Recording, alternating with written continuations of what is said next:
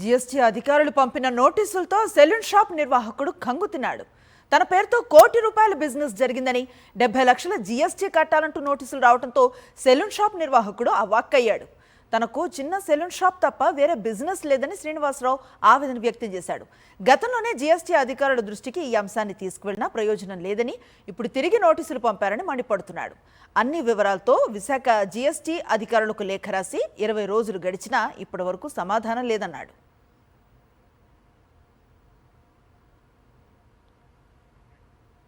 దీనిపై మరింత సమాచారం మా ప్రతినిధి సురేంద్ర అందిస్తారు. చిన్న సెలూన్ షాప్ నడుపుకునే ఒక వ్యక్తికి జీఎస్టీ అధికారులు నోటీసులు పంపించారు. దాదాపు 70 లక్షల పైనే జీఎస్టీ కట్టాలంటూ నోటీసుల సారాంశం. ఒక్కసారి నోటీసులు తిన్న వ్యక్తి అవాక్కైన పరిస్థితి. ప్రస్తుతం మనం ఆ సెలూన్ షాప్లో ఉన్నాం. Srinivas saloon shop owner. రోజు ఏ రోజుకి ఆ రోజు ఆ కుటుంబం నిర్వహణకి షాప్ నడిస్తేనే కుటుంబం నడిచే పరిస్థితి. అటువంటి వ్యక్తికి 70 లక్షల పైనే జీఎస్టీ నోటీసులు ఇచ్చిన పరిస్థితి అయితే కనిపిస్తుంది. సరే, ఎలా చూస్తారు నోటీసులు? 70 లక్షలు దాదాపు పైన మీరు కట్టాలంటూ నోటీసులు ఇచ్చారు. ఈ ముందు దీనికి సంబంధించి ముందు ఏమైనా జరిగిందా, లేదా ఇప్పుడే నోటీసులు మీరు అందుకున్నారా? ఈ మధ్యన ఫిబ్రవరి 6వ తారీఖున జిఎస్టీ ఆఫీసర్లో ఒక నోటీస్ పంపించడం జరిగిందండి నా బ్యాంక్ అకౌంట్కి.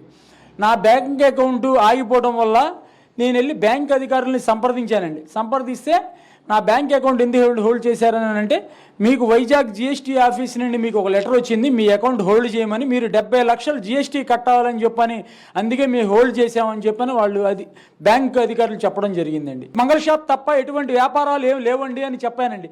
వాళ్ళు ఒక కాగితం ఇచ్చి మీ పేరు మీద జిఎస్టీ ఉందండి రండి అని చెప్పని ఒక ఫామ్ ఇచ్చారండి.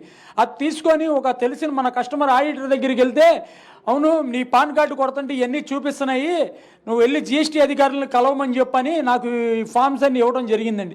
ఇది తీసుకొని ఆటోనగర్ జిఎస్టీ అధికారులను కలవడం జరిగిందండి. ఆటోనగర్ జిఎస్టీ అధికారులను కలిస్తే ఈ పేపర్స్ తీసుకొని వాళ్ళు ఈ కంపెనీ 1.5 year క్లోజ్ చేశారు, ఏమవుదు నువ్వు వెళ్ళిపో అమ్మా అని చెప్పని చెప్పడం జరిగిందండి. ఇది అయిన తర్వాత మళ్ళీ వచ్చేసిన తర్వాత లాయర్ గారిని కలిస్తే లాయర్ గారు ఏమన్నారంటే, ఇవాళ దాని మీద క్లోజ్ చేసి వ్యాపారం చేసుకొని రేపొద్దున నీ మీద పడతారు, నువ్వు వెళ్ళి గట్టిగా వాళ్ళని విచారించమని చెప్పని వెళ్ళి అడుగు అని చెప్పని అంటే, రెండోసారి మళ్ళీ ఒక 4 కలిసి ఎడ్యుకేషన్ పర్సన్ మొత్తం వెళ్ళి అడిగామండి. సంప్రదించగా వాళ్ళు మీకు అంత ఇబ్బందికరం పరిస్థితి వస్తే పోలీస్ కంప్లైంట్ పెట్టుకోమని చెప్పడం జరిగిందే. కానీ ఇప్పుడు బ్యాంక్ అకౌంట్లు సీజ్ అయ్యాయి కదా, మీ బ్లాక్ చేసి పెట్టారు, వాటి పరిస్థితి ఏంటి? బ్యాంక్ అధికారులు ఏం చెప్తున్నారు? బ్యాంక్ అధికారులు మీరు జిఎస్టీ అధికారులు సంప్రదించడమే, మేము చేసేది ఏం లేదు, వాళ్ళ లెటర్తోనే మేము హోల్డ్ చేసాం అని చెప్పని అన్నారండి. దాంట్లో 4,000 అమౌంట్ డైలీ మా షాప్ బిజినెస్ స్కానర్ డబ్బులు దాంట్లో ₹4,000 దాకా స్ట్రక్ అయినాయండి. 70 లక్షల జీఎస్టీ నోటీసులకు సంబంధించి ఇప్పటికే విశాఖ కేంద్రానికి సంబంధించిన అధికారులకి చెప్పాము, కానీ ఇప్పటికొచ్చి వాళ్ళ నుంచి ఎటువంటి రిప్లై లేదు అని చెప్తున్నారు. తన రెగ్యులర్ షాపుకి సంబంధించిన అకౌంట్లు ఏవైతున్నాయో అవన్నీ కూడా బ్లాక్ అవడంతో కూడా కొంత ఇబ్బందులు పడుతున్న పరిస్థితి ఉందంటూ శ్రీనివాస్ చెప్తున్న పరిస్థితి కనిపిస్తుంది. కెమెరా పర్సన్ వంశీతో కలిసి సురేంద్ర, సాక్షి టీవీ, విజయవాడ నుంచి.